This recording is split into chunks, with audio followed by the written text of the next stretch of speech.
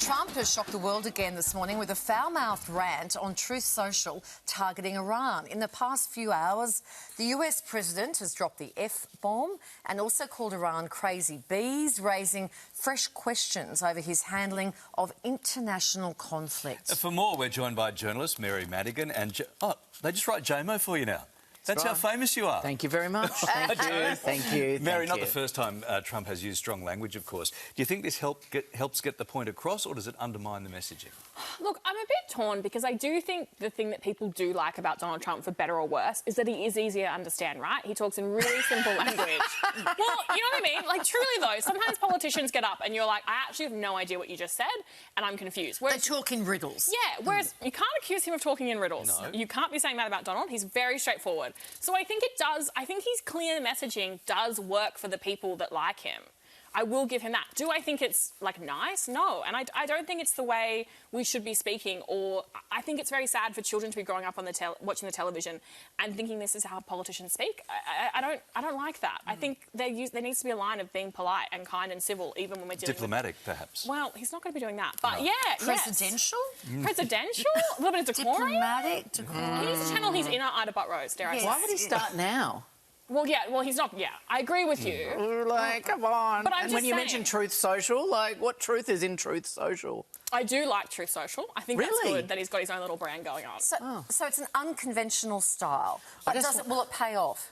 I just want to say, Kylie, I'm really grateful that you haven't used any expletives this morning. Yes, It's I know, right? Easter Yes, Monday. Thank you very much. And following suit from the President. You went with her before the show. Yeah, well, on air. Yes. On air. And I'm also very grateful that Mary's not got the dogs out today. I put on enclosed shoes because it's an shoes. Easter holiday. Yeah, so that's really nice. But Kylie's got to unconventional, but I don't know. Could the approach pay off? No. No. No, I think we're in a really dire, scary situation. I am censoring myself with what I say because it is an interesting world that we're in. But I think whatever way you look at this situation in the Middle East, the US has underestimated Iran.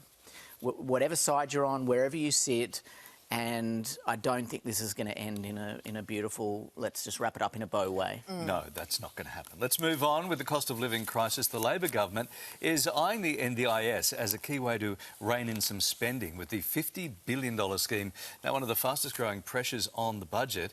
But while ministers argue reform is needed to curb costs and crack down on fraud, critics warn changes could impact vital support for hundreds of thousands of Australians. J.Mo, does the government need to walk a bit of a tightrope on this one, do you think? I'm quite cross about this. When I heard it and when I read about it, I sort of had this gut-wrenching feeling to my stomach, having family members that need support, knowing people that need it. And I understand and believe that the system needs an overhaul and that we do need to look at it because there are people that rot the system for sure. But what happens then for the people that do need it if we're going to rip the rug out from underneath them? And that's what worries me.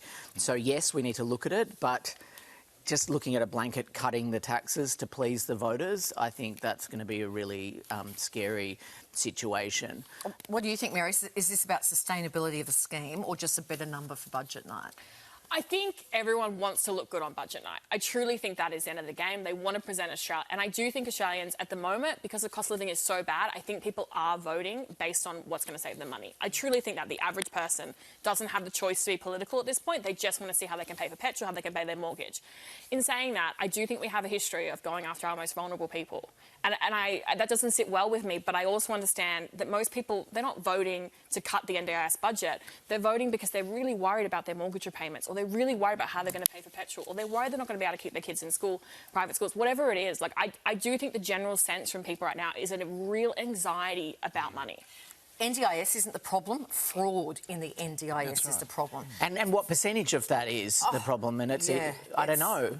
That's what gets on Australians' goat. Absolutely. The amount of fraud in the But NDIS, the risk to the... not the NDIS itself. Yeah.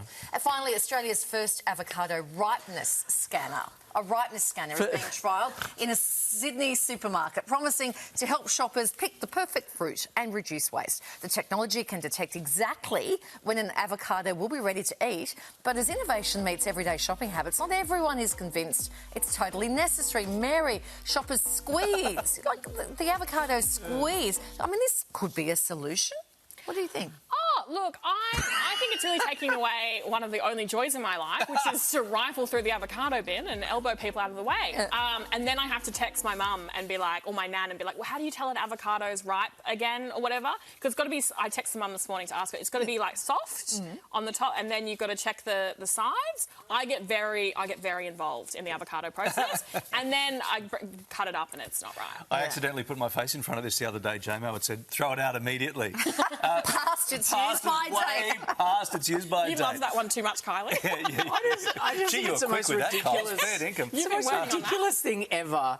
Like, we're talking about cost of living and stuff, and they're doing this, like, to say, what are they saving? Avocados? I think it's probably a germ, because it's to save someone going and to touch the squeezing avocado to put it in front of the thing anyway. So, isn't that fun? And you know what? I'm going to go and squeeze it regardless, and I'm going to steal a piece of fruit when they offer fruit for the kids because I am a child of someone. You are an angry avocado guy. You're actually, this really matters to you, doesn't it? I would change supermarkets to go and use that scanner because I think it's kind of cool. You'd be commuting. I go to the supermarket and the bloody robots just follow me around. I'm like, stop! I ate one grape. It won't surprise one grape. It won't surprise anyone that we're out of time.